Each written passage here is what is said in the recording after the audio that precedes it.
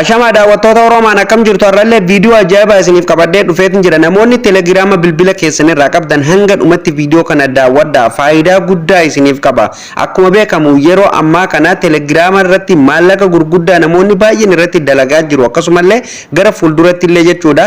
Telegiraamni matuma isaatiifuu weebsaayitii mataa ofii kan uf danda'e ta'uuf deema jechuudha. Akkuma yuutuubaatii fi weebsaayitoota biraa jechuudha kan uf danda'e ta'uuf deema jechuudha. Akkuma beekamu yeroo ammaa kana kiriptoowwan adda addaa jechuudha airdropwwan adda addaa irratti kireetanii jechuudha waalitii mataa ofii asirratti banatanii maallaqa gurguddaa namoonni akka ittiin dalaganiif carraa guddaa uumee jira jechuudha. So kanaafuu akka hattuun nu jalaa hin hanne akkamitti godhachuu dandeenya telegiraama keenya akka carraa ta'e fakkeenya bilbila nama biratti dhiisne yoo biraa deemne jechuudha yookaan hiriyyuma keenyattu yoo kennine dhiisne jechuudha hiriyyaan yeroo ammaa hin amanamu waan ta'eef jechuudha telegiraama keenya keessa seeneetuma bilbila keenya keessa seeneetuma jechuudha telegiraama keenya waan nu asirraa qabnu hundumaa waalitii keenya hatuu danda'a akkasumallee baakaappii keenya hatuu danda'a telegiraama keenya guutummaan guututoo haa godhuu danda'a jechuudha. So akka inni haak hin goonee fi telegiraama keenya akkamiin qulfii itti godhachuu dandeenya paaskoodii mataa isaa kan uf danda'e akkamiin itti godhachuu dandeenya nu malee kan namni biraa banuu hin dandeenye kan jedhu jechuudha. Bal'inaan isin argisiisa jechuudha daawwattoota kiyyaa baga deebiin gara chaanaala Oromaan dhuftanii namoonni haaraa dhuftan subscribe godhaatii maatii keenyatti dabalama. Daawwattoota keenya kabajamoo amma telegiraama keenya keessan jira jechuudha. Mee akkamitti akka isin qollofachuu dandeessan isteebii baay'ee salphaa ta'een isin argisiisa jechuudha. Nafaana bu'aa anamma of duuban deebi'aa jechuudha. Kun amma telegiraama kiyya keessan jira jechuudha. Haala kanaan telegiraama keessan keessa eega seentanii tuqaan sadeen gubbaa kana jirti jechuudha. Yeroo tokkoof irratti kilik gootu. Sana booda guys haala kanaan isiniif dhufa jechuudha. Telegiraamni keessan akkaawuntiin isin asirraa qabdan hundumtuu haala kanaan isiniif dhufa jechuudha. Dhuma irratti gadi buutanii mallattoo setting yookaan barreeffama settings jettu tana ni argattu jechuudha. Yeroo tokkoof kilik irratti gootanii gara fuulduraa deemtu jechuudha. Sana booda haala kanaan isiniif dhufa jechuudha daawwattoota kiyya. Asirratti wantoota adda addaa filannoowwan adda addaa asirratti isiniif fida jechuudha. Kanaafuu kanarra isin argisiisuuf deemu jechuudha. Paaskoodiin akkamitti akka isin qollofachuu dandeessa waan ta'eef jechuudha. Private and security jettu tana ni argattu jechuudha. Asirratti yeroo tokkoof kilik irratti gootanii gara fuulduraa deemtu. Sana booda daawwattoota keenya haala kanaan fuula kana qabatee isiniif dhufa jechuudha. Asirratti illee opshinoota adda addaa ni argattu jechuudha. Akkuma beekamu viidiyoo darbe keessatti isin barsiisee ture jechuudha. Waa'ee two step verification fi akkasumallee out delete messages ka jedhuu fi passcode lock ka jedhuu fi block user fi device ka jedhu asirratti ni argattu jechuudha. Gama gadii kanallee wantoota baay'ee sirreeffachuu dandeessu jechuudha. Haala isin argitan kanaan phone number fi last sign and online profile photo akkasumallee forwarded message call voice message kan jedhuu fi message akkasumallee date of birthday bio invite hiriyoota keessanillee invite godhuu jechuudha. Waa baay'ee asirratti sirreeffachuu dandeessan jechuudha guys. Kanaafuu akkamitti akka isin har'a kan isin argisiisu jechuudha akkamitti akka qollofachuu dandeessan jechuudha. Gubbaa kanarratti ol deebitanii jechuudha passcode lock tajettu ni argattu jechuudha. Asirratti yeroo tokkoof kilik gootu jechuudha. Fuuldura isaatti off tajettu ni argattu. Sirriitti adda baafadhaa daawwattoota kiyya amma ishee asirratti off jettu tana jechuudha. On itti jijjiirree isin argisiisa jechuudha. Kanaafuu asirratti yeroo tokkoof kilik gootanii gara fuulduraa deemtu jechuudha. Sana booda guys haala kanaan isiniif dhufa jechuudha. Passcode locking keessan haala kanaan isiniif dhufa jechuudha. Asirratti jechuudha haala isin argitan kanaan koodii dijitii afurii akka itti galfattan isin gaafata jechuudha. Bakka itti galfattan itti banatuuf jechuudha. Gama gadii kanatti gadi buutanii enable passcode tajettu ni argattu jechuudha. Yeroo tokkoof asirratti kilik ni gootu jechuudha. Sana booda guys haala kanaan isiniif dhufa jechuudha. Amma asirratti koodii dijitii afurii itti galchaa isiniin jedha jechuudha. Create password isiniin jedha. Kun asirratti gubbaa kanarratti create passcode isiniin jedhaa jira jechuudha. Kanaafuu asirratti gadi buutanii maal gootan jechuudha koodii isin jalaa hin banne yookaan kan hin daganne kan yeroo kamiyyuu hin daganne jechuudha itti naqattu jechuudha. Asirratti koodii barbaadan itti galfattu jechuudha. Anammaaf kunoo itti galchaatiin jira jechuudha. Haala kanaan itti galchitu. Ammallee haala kanaan koodii ma wal fakkaataa re-enter your passcode isiniin jedha jechuudha. Passwordii wal fakkaataa kanuma reefutiin kan wal fakkaatu itti galchitu jechuudha daawwattoota kiyya. Haala kanaan anammallee kamaree fuusaniin irra deebin itti galcha kunoo itti galcheetiin jira jechuudha daawwattoota kiyya. Sana booda haala kanaan isiniif dhufa jechuudha.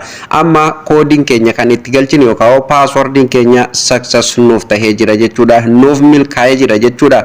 Asirratti waan tokko kan isin sirreeffachuu qabdantu jira kunoo jala kanatti maal isiniin jedha turn passcode off isiniin siin jedha yoo irraa gubuu feete isa kana cuqaastee irraa gubuu ni dandeessa jechuudha. Akkasumallee gubbaa kanarratti change passport jedhu ni argattu jechuudha. Asirratti yoo jijjiiruu feetan fakkeenyaaf dogongoraan guunnee akkasumallee lakkoofsa kana dogongoraan guunnee yookaan strong password itti galfatu barbaanna jettanii yookaan yaadan ta'e password jabaa itti galfatu yookaan barbaadan ta'e jechuudha. Change passport iddoo jettu tana irra kilik godhuudhaan gara fuulduraa deemtanii password keessan inni jijjiirrattu jechuudha. Akkasumallee asirratti gadi buutanii jechuudha unlock with fingerprint jettu ni argattu jechuudha. Fakkeenyaaf asitti fingerprint keessaniin quba keessaniin qollofatu yoo feetan ashaaraa quba keessaniitiin akka inni isiniif banamullee yoo kan barbaadan ta'e jechuudha. Sanduuqa ishee fuuldura jirtu tana ni bantu jechuudha. Fakkeenyaaf koodii mareefuun tana ittiin attasan yeroo inni koodii isin gaafatu koodiillee banuu ni dandeessanii piinillee banuu ni dandeessanii akkasumallee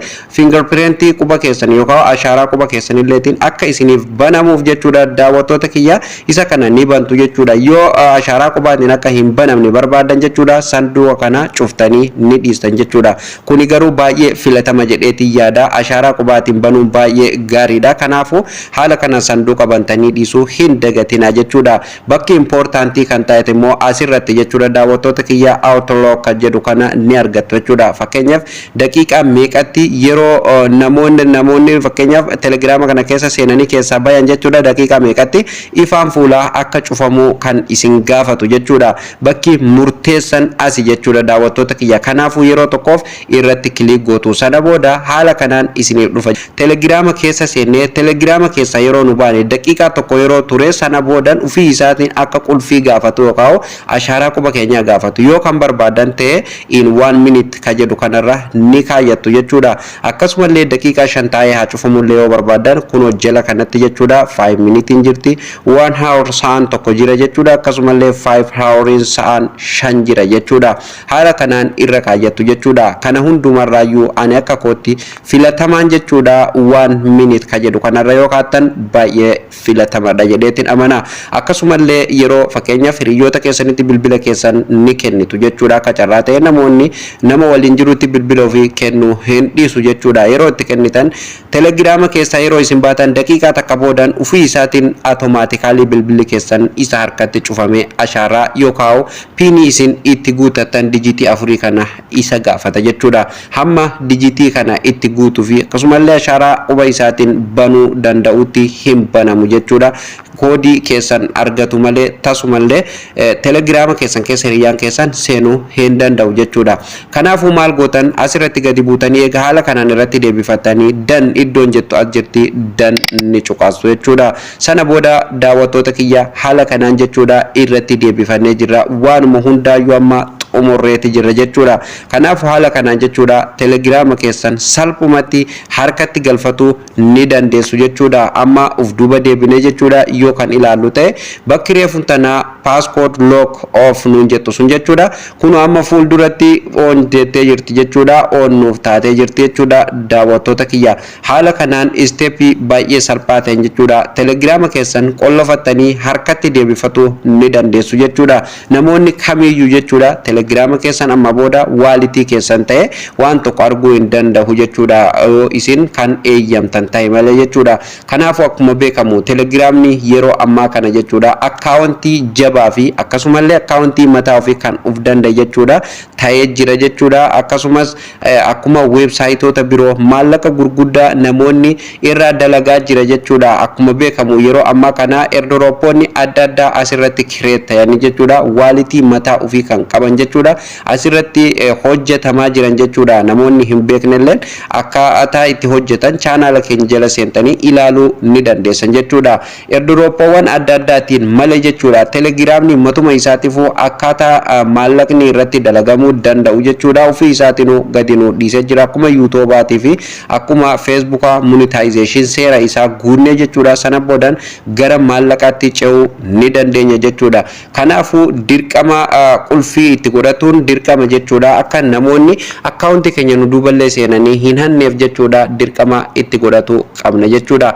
Amma sakandii takkaaf ani keessaa baheetiin itti deebi'aa san booda ni cufamu moo hin cufamu kan jedhu walumaan ilaalla jechuudha.